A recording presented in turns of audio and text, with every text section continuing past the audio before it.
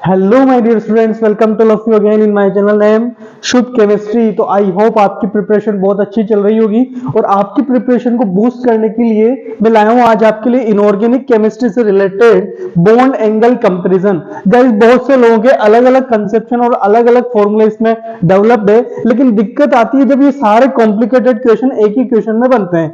तो without wasting any time let us start. तो bond angle comparison में आपको स्टेप बाय स्टेप फॉलो करना होगा।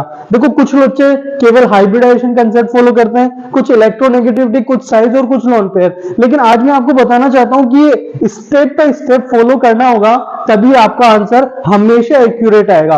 कई बच्चों को दिक्कत आता है, कई बार आंसर सही आता है और कई बार गलत। क्यों? क्योंकि ये स्टेप बाय स्टेप फॉलो करना बहुत ज्यादा जरूरी है। तो सबसे पहले हमारा हाइब्रिडाइजेशन, यानी है ना, कंपाउंड का गिवन है, उसका हमें क्या निकालना पड़ेगा? हाइब्रिडाइजेशन, जिससे हम बॉन्ड एंगल कंपेयर करेंगे। कैसे करेंगे गाइस? पहले मैं आपको स्टेप बाय स्टेप समझाता हूं, उसके बाद हम अगर हाइब्रिडाइजेशन सेम हो जाता है तो फिर हम क्या देखेंगे गाइस? Lone pair. अगर लोन पेयर से भी काम नहीं चल रहा है, हमारा आंसर नहीं आ पा रहा है, तो फिर हम देखेंगे साइज फैक्टर। और साइज में दो, एक तो सेंट्रल एटम, एक सराउंडिंग एटम। सबसे लास्ट में गाइस हम क्या देखेंगे? इलेक्ट्रोनेगेटिविटी। तो आपको स्टेप बाय स्टेप ही इसे फॉलो करना है फर्स्ट थिंग। अब ये इन चीजों को कैसे अप्लाई करना है वो मैं आपको समझा रहा हूं। सबसे पहले हाइब्रिडाइजेशन ही अलाउ करना है ना। कंपाउंड में हाइब्रिडाइजेशन न करा तो हमें पता है आइदर sp sp2 या sp3 हो सकता है। तो अगर s कैरेक्टर बढ़ेगा, यानी कि टोटल ओवरऑल हम 100 में अज्यूम करेंगे, अगर s की परसेंटेज बढ़ती है तो गाइस बॉन्ड एंगल भी क्या होगा? बढ़ेगा। तो क्योंकि ये डायरेक्टली प्रोपोर्शन है, तो अगर हमारे पास लेट्स सपोज sp हाइब्रिडाइजेशन, तो उसमें s कैरेक्टर कितना होगा? 50%।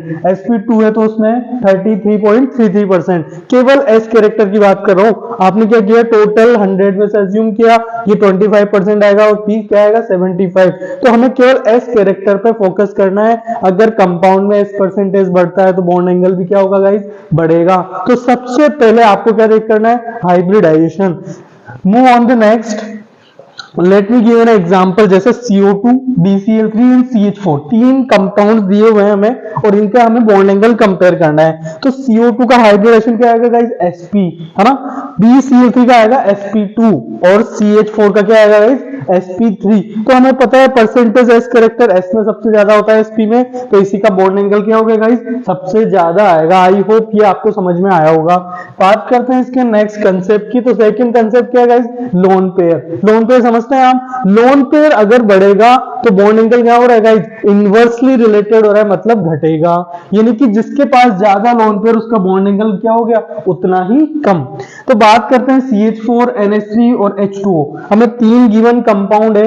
हाइब्रिडेशन की बात करें तो सबका sp3 आएगा, तो यहाँ हाइब्रिडेशन से काम नहीं चल रहा है, इसलिए हम second step that is lone pair step पे गए और वहां पर देखा कि कार्बन के पास 0 लोन पेयर होते हैं, नाइट्रोजन के पास 1 और ऑक्सीजन के पास 2 लोन पेयर होते हैं। तो लोन पेयर बढ़ेगा तो बॉन्ड एंगल क्या होगा गाइस? घटेगा।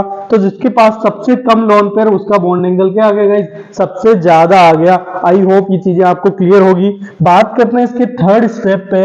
अगर हमें इससे भी काम नहीं चल रहा है लोन पेयर से, तो हम किस में जाएंगे? Size of central atom. Central atom क्या होता है? जो सबसे कम अमाउंट में होता है, सबसे कम गिवन कंपाउंड गिवन है, उसमें जो सबसे कम एटॉमिसिटी होगी वही हमारा क्या होगा? Central atom. तो सेंट्रल एटम की साइज बढ़ेगी तो क्या हो रहा है गाइस? इनवर्सली रिलेटेड हो रहा है कि बॉन्ड एंगल के, यानी कि साइज बढ़ेगी तो बॉन्ड एंगल क्या घटेगा?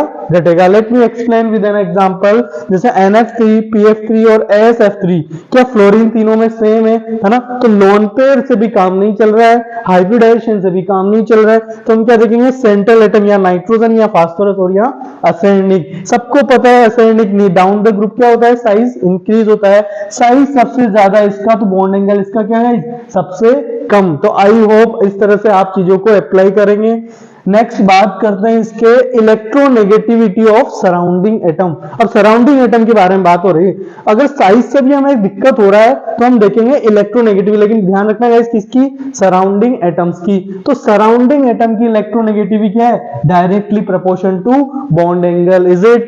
नेक्स्ट स्टेप में बात करते हैं इसके कि अगर साइज ऑफ सराउंडिंग एटम बढ़ता है तो वो भी क्या करेगा? बॉन्ड एंगल बढ़ाएगा। साइज ऑफ सराउंडिंग, हमारा सेंट्रल एटम फास्फोरस था लेकिन सराउंडिंग एटम यहाँ चेंज हो रहा है क्या, तो सराउंडिंग एटम में साइज किसका ज्यादा है, आयोडीन का, तो आयोडीन का साइज बढ़ेगा तो बॉन्ड एंगल भी क्या होगा गाइस, सबसे ज्यादा इसी का होगा। आई होप बहुत सिंपल तरीके से मैंने आपको समझाने की कोशिश की। बात करते हैं इसके अगले कंसेप्ट, ये पूरा ओवरऑल समराइज की। तो बॉन्ड एंगल को जब भी कंपेयर करना है सबसे पहले स्टेप में क्या याद रखेंगे, हाइब्रिडाइजेशन, उसके बाद क्या देखेंगे, लोन पेयर, थर्ड वन क्या देखेंगे, size and electronegativity of surrounding atom, तो इन सबके डायरेक्टली प्रोपोर्शन और लोन पेयर के इनवर्सली प्रोपोर्शन। तो एक फॉर्मूले से केवल आप बॉन्ड एंगल के बहुत सारे क्वेश्चन कर पाएंगे। आई होप ये चीजें आपके लिए हेल्पफुल रहेगी। बात करते हैं आज के मोटिवेशनल कोट्स की। तो देखो लाइक जीवन में पॉजिटिव रहना बहुत जरूरी है कि उड़ने के लिए पंखों से ज्यादा गाइस क्या जरूरी है, अपने सपनों का बुलंद होना। तो आई होप बी मोटिवेटेड और अपनी तैयारी को कंटिन्यू रखें।